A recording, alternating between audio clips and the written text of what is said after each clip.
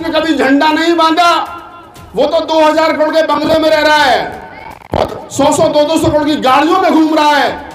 और जिन्होंने बसपा बनाई वो फटे हाल घूम रहे हैं। तुम बेशक कहते रहो, कड़वी बात कह रहा हूं, बेशक कहो कि बहन जी तुम्हारी बहन जी होंगी, लेकिन बहन जी के दो ही लोग हैं, आकाश आनंद और आनंद, उनके दो ही भाई और भतीजे, उसके अलावा कुछ नहीं है। मैं सच्चा बोल रहा हूँ, कड़वा बोल रहा हूँ। आपको इतनी कड़वी मत बोलो कि दस्त हो जाए।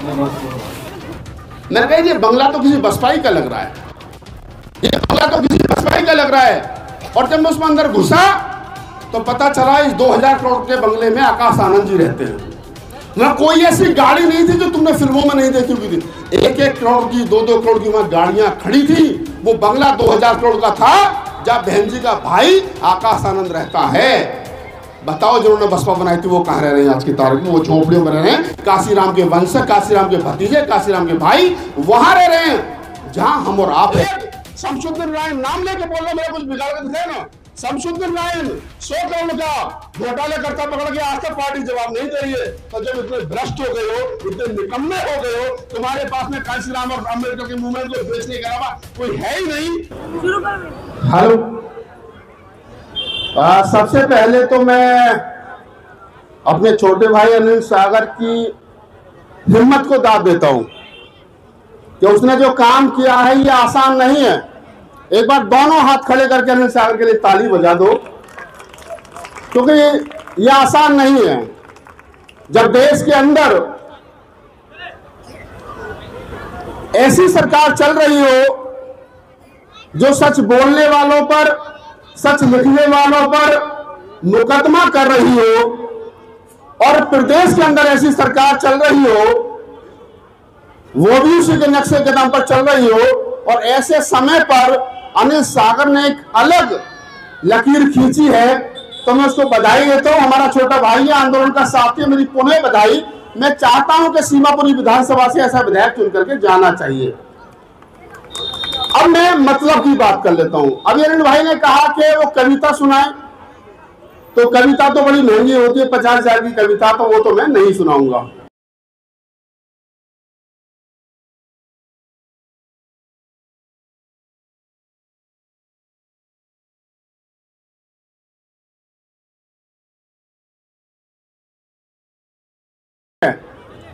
अच्छा, विचार करिए सीमापुरी विधानसभा वाले, थोड़ा सा विचार करिए। हम चुनाव जीतेंगे, चुनाव हारेंगे, कितनी वोट मिलेंगे, कितनी वोट नहीं मिलेंगे, ये बात की बात है। लेकिन ये स्लोगन यहाँ लिखा है, इसको थोड़ा सा रिकॉर्ड कर लेना। ये संघर्ष आने वाली पीढ़ियों को बचाने का है, ये संघर्ष आने वाली पीढ़ियों को बचाने का है। और अगर संघर्ष आने वाली पीढ़ियों को बचाने का है तो फिर ये हिम्मत कौन करेगा, कौन बचाएगा आने वाली पीढ़ियों को? आने वाली पीढ़ियों को हमारा भाई है या अनिल सागर बचाएगा। तुम नहीं चाहते, जितने लोग यहाँ बैठे बहुत सारे गवर्नमेंट सर्वेंट होंगे, कुछ लोग रिटायर भी हो गए होंगे। जरा सोचो, तुम लोग 10वीं 3rd डिवीजन से करके आए थे, 10वीं 12वीं 3rd डिवीजन से करके आए थे, नौकरी मिल गई, रिटायर हो गए, पेंशन मिल रही है 50 और 60,000 रुपए। लेकिन तुम्हारे सामने ही तुम्हारे बच्चे एमटेक और बीटेक करने के बाद बेकार घूम रहे हैं। ये लड़ाई उसकी है, ये लड़ाई उसकी है, क्योंकि मैंने कहा कि संघर्ष आने वाली पीढ़ियों को बचाने का है। और एक दिन में कोई ना तो कांशीराम होता है, ना मायावती होता है, ना अम्बेडकर होता है, कोई एक दिन में नहीं होता। शुरुआत कहीं ना कहीं से करनी पड़ती है। अनिल सागर जी ने शुरुआत की है, हम इनका समर्थन करते हैं। एज ए साहित्यकार, एज एक्टिविस्ट मैं इनका समर्थन कर रहा हूं। और इस सीमापुरी के इस विधानसभा में आज मैं इस मंच पर खड़े होकर के उनका समर्थन कर रहा हूं। क्यों? क्योंकि मेरी भी लड़ाई वही है जो इनकी लड़ाई है। मैं चाहता हूं आने वाली नस्लें बचें, और बचेंगी कब? बचेंगी जब या तो अपनी ताकत उतनी बना लो जो तुम बार्गेनिंग पावर में आ जाओ, सत्ता के साथ में बैठ करके, या जो लोग हुक्मरान बन गए हैं उनके साथ बैठ करके ये तय कर सको कि हमारे आने वाली नस्लों के साथ क्या करोगे, या फिर इस पावर में आ जाओ कि अपनी ताकत के साथ में सत्ता में चले जाओ, अपनी सरकार बना लो। सरकार बनाने की स्थिति में हम लोग है नहीं। कोई लोग जितने मर्जी झूठे मर्जी नारे लगा लें, नेक्स्ट पीएम ये, नेक्स्ट पीएम वो, नेक्स्ट पीएम एक्स्ट्रा, उससे कुछ होने वाला है नहीं। ये अनिल सागर जी हमारे भाई कितने साल काम किया बसपा में, 10 से 12 साल 15 साल लगाए, जेब से पैसा भी खर्च किया। रिजल्ट आपके सामने के बाद आदमी मूवमेंट को बचाने के लिए यहां खड़ा है। जिस आदमी ने 15 साल बहुजन समाज पार्टी में लगाए, वो आदमी आज की तारीख में मूवमेंट को बचाने के लिए खड़ा है। और मैं क्या कहता हूं, जो लोग मुझे लाखों लोग गालियां देते हैं सोशल मीडिया पर, मैं यही कहता हूं कि भाई मूवमेंट को बचा लो। ये फूले अंबेडकर ये आंदोलन बचेगा तो हमारे बच्चों का भविष्य बचेगा, हमारे बच्चों का भविष्य बचेगा। और बच्चों का भविष्य जब बचेगा जब हमारा सामाजिक आंदोलन मजबूत होगा। कांशीराम साहब कहते थे सरकार बने ना बने, एमपी एमएलए बने ना बने, लेकिन सामाजिक आंदोलन मजबूत होना चाहिए। हमने सामाजिक आंदोलन मजबूत नहीं किया। इस मुझे लोग दुख के साथ कहना पड़ता है, लोग मुझे गालियां देते हैं सोशल मीडिया पर, मैं कहता हूं कि दुख के साथ कहना पड़ता है। हम लोग संविधान बचा रहे थे, कुछ लोग संपत्ति बचा रहे थे। हम लोग संविधान बचा रहे थे, कुछ लोग संपत्ति बचा रहे थे। जो संपत्ति बचा रहे थे उनके लिए उनकी संपत्ति मिला रखो, और हम संविधान बचा रहे थे। हमारे संविधान महत्वपूर्ण है क्योंकि हमारे बाप दादाओं ने लिखा था हमारे बच्चों का भविष्य सुनिश्चित है। लोग कहते हैं कि हमारा तो पार्टी का मैनिफेस्टो संविधान है, तो तुम बचा लो, क्यों नहीं बचा रहे उसको?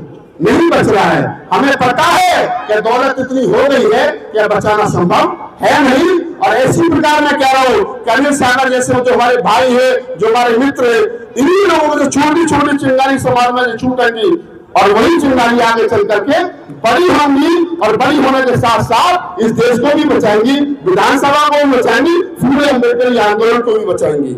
और एक बात और कह रहा हूं आप लोगों से, लंबा चौड़ा बात भाषण नहीं दूंगा मैं, एक बात कह रहा हूं आपसे, सिर्फ इतना ध्यान रखना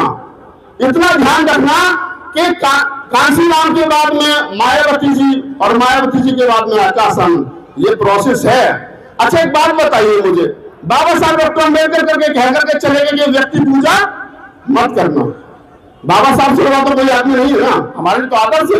जो डॉक्टर अम्बेडकर कह करके चले गए कि व्यक्ति पूजा मत करना, आज की तारीख में जो लोग व्यक्ति पूजा कर रहे हैं ये कौन है? जरा इनको चिन्हित करो। आप बाबा साहब से बड़े हो गए। कबीर ने दुआ कहा, कबीर ने कहा कि निंदक मेरे राखियों आंगन कुटी छवाए, बिन पानी साबुन बिना निर्मल करे सुभाए। कबीर साहब कह रहे हैं कि अपनी आंगन कुटी में उन लोगों को रखिए जो आपकी कमी बताते हो, वो आपका अच्छा चाहते हैं। हमारे जैसे रतन लाल जैसे लोग कमियां बताते, लोग हमें गाली देते। जिस दिन इस देश के नेता और समाज के संगठन कमी बताने वालों को दुश्मन मान लेंगे, समझ लेना तुम्हारा पतन निश्चित है। ये सच्चाई है क्योंकि तुम ही उस रास्ते पर हो जिस रास्ते पर मोदी जी चल रहे हैं। खैर बहुत सारी बातें कही जा सकती है, सुनी जा सकती है। अंत में मैं यही बात कहूंगा आप तमाम लोगों से, सीमापुरी विधानसभा वालों, ये चिंगारी तुम्हारे हिस्से आई है। कहीं ना कहीं से तो चिंगारी शुरू होगी। बाबा साहब डॉक्टर अम्बेडकर की रेखांकित करती है, तो चाहे तो क्या नाम है, तालाब का आंदोलन हो, चाहे मंदिर का आंदोलन हो, हम वहां से उठाते हैं। गांधी का जब करते हैं तो हमको पता चला कि नमक आंदोलन हुआ था। लेकिन मैं एक बात गारंटी के साथ कह सकता हूं कि जब आंदोलन को बचाने की जिम्मेदारी थी तो सीमापुरी से आंदोलन शुरू हुआ था, और उसके कंधों पर जो जिम्मेदारी थी वो अनिल सागर के ऊपर जिम्मेदारी थी। अब देखना तुमने है, मैं तो गोपालपुर विधानसभा में रहता हूं, मेरा तो वोट भी यहाँ नहीं है, लेकिन मैं बीच बीच में आता रहूंगा। मैं तो पीछे से बैठ करके तमाशा देख रहा था, 2 घंटे से बैठ करके सब कुछ देख रहा था। लेकिन मुझे लगा कि ये बात कहनी चाहिए, तो 2-4-5 मिनट में मैं अपनी बात कह रहा हूं। और मैं कह रहा हूं भाई हिम्मत मत हारना, ये लड़ाई लंबी है, ये लड़ाई इतनी लंबी है। कांशीराम साहब ने जहां से शुरू करी थी ना, आज की तारीख को वहां से शुरू कर रहे हो। ये लड़ाई लंबी है और लड़ेंगे और जीतेंगे। क्यों? क्योंकि संविधान को बचाने की लड़ाई है। दिल्ली प्रदेश का कार्यालय जो लोग बेच करके खा गए, कल की बात कह रहा हूं कि दिल्ली प्रदेश का नाम लेके बोल रहा, मेरा क्या बिगाड़ोगे? मेरे खाते में 270 रुपए ईडी और सिपाही ने बिगाड़ेगी क्या?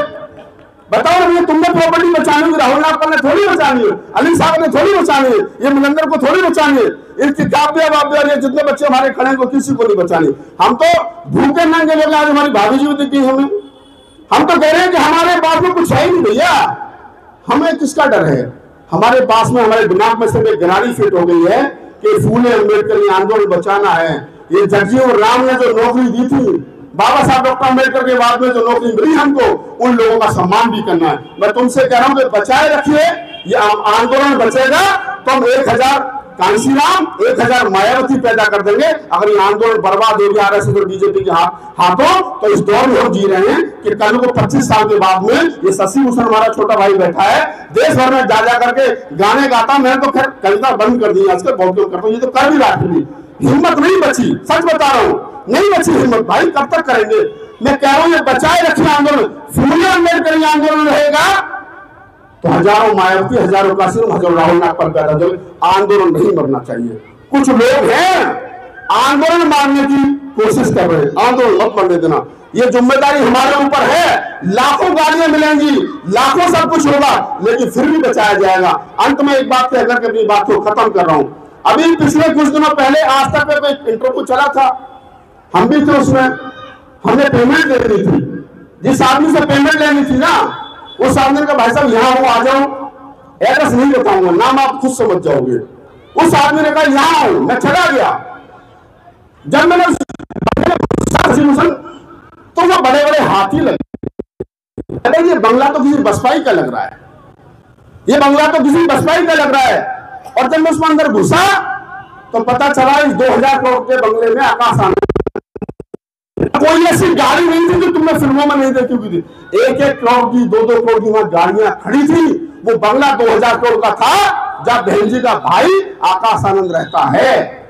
बताओ जो उन्होंने बसपा बनाई थी वो कहां रह रहे हैं आज की तारीख में? वो झोपड़ियों में रह रहे हैं, काशीराम के वंशज, काशीराम के भतीजे, काशीराम के भाई वहां रह रहे हैं जहां हम और आप रहते हैं। तो जिस आदमी ने कभी झंडा नहीं बांधा वो तो 2000 करोड़ के बंगले में रह रहा है, वो 100-200 करोड़ की गाड़ियों में घूम रहा है, और जिन्होंने बसपा बनाई वो फटे हाल घूम रहे हैं।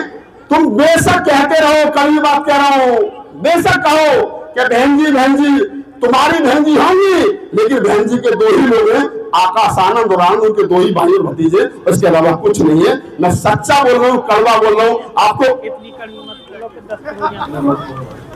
चलिए खैर, ये शशि छोटा भाई है, देखो कड़वी दवा देनी पड़ेगी तभी आराम भी लगता है। अरविंद सागर जी आ गए तो पता सबको बोलता कोई। अच्छा, दिल्ली प्रदेश का कार्यालय 33 करोड़ रुपए का जैन बिल्डर को मिल गया, जो कांशीराम साहब ने 100 में खरीद कर इकट्ठे करके कोई नहीं बोल रहा।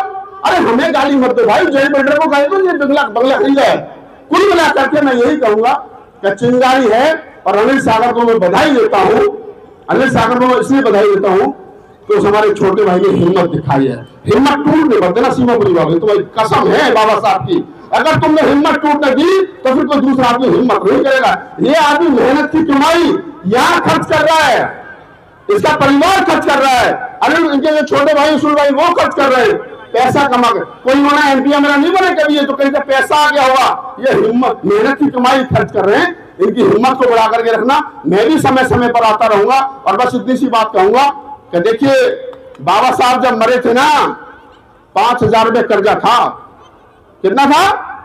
5000 कर्जा था। आज की तारीख में लोग 4000 करोड़, 10,000 करोड़, 20,000 करोड़ के आदमी हो गए। नोएडा में ही 20 किलोमीटर दूरी पर 402 करोड़ रुपए का प्लॉट तो ऐसा था जो बेनामी संपत्ति के नाम पर जब्त कर लिया गया। आज तक जवाब नहीं दे रहे लोग। और तो और इसी उत्तर प्रदेश में 100 सीट बेचता हुआ एक शमसुद्दीन नारायण नाम लेके बोल रहा, मेरा कुछ बिगाड़ के दिखाए ना। शमसुद्दीन नारायण 100 करोड़ का घोटाले करता पकड़ गया, आज तक पार्टी जवाब नहीं दे रही है। तो जब इतने भ्रष्ट हो गए हो, इतने निकम्मे हो गए हो, तुम्हारे पास में कांशीराम और अम्बेडकर के मूवमेंट को बेचने के अलावा कोई है ही नहीं, तो फिर तो यही है। सीमापुरी वालों, चिंगारी यहां से उठ रही है, और यहीं से ये कम से कम मैं समझता हूं कि यहां से कुछ बेहतर निकलेगा। हिम्मत मत टूटे देना मेरे भाई की। मैं तो रोज ऐसे ही बोलता हूं, लोग मुझे अपने मंच पर बुलाते नहीं है, नहीं बुलाते मुझे अपने मंच पर। यार राहुल नागपाल पता नहीं क्या बोल जाएगा। सच्चाई बोलो अनिल भाई, खत्म कर रहा हूं, खत्म कर रहा हूं। मैं कह रहा हूं कि मुझे लोग अपने मंच पर नहीं बुलाते, लेकिन मेरा अपना यूट्यूब चैनल है बोल 85 है ना, मैं उस पर एक सुबह को वीडियो डालता हूं, शाम तक 50,000 लोग देख लेते हैं। मैं सोचता हूँ रामदेव ग्राउंड में भाषण हो गया, बात खत्म हो गई। क्या करना है यार, हमको अपनी बात कहनी है। 50 साल के 20 साल के बाद में जब इतिहास लिखा जाएगा ना, तब कहा जाएगा कि उस दौर में राहुल नागपाल, रतन लाल और ये कुछ लोग थे जो बोल रहे थे कि मूवमेंट बचा लो, और तुम लोग गाली दे रहे थे। गाली वो लोग दे रहे हैं, पैसा कमा रखा है, अली हमें कभी गाली नहीं देते, ये मिलेंद्र तमाम लोगों में गाली देते। बहुत बहुत शुक्रिया, धन्यवाद, जय भीम, नमो बुद्धम। बहुत बहुत धन्यवाद।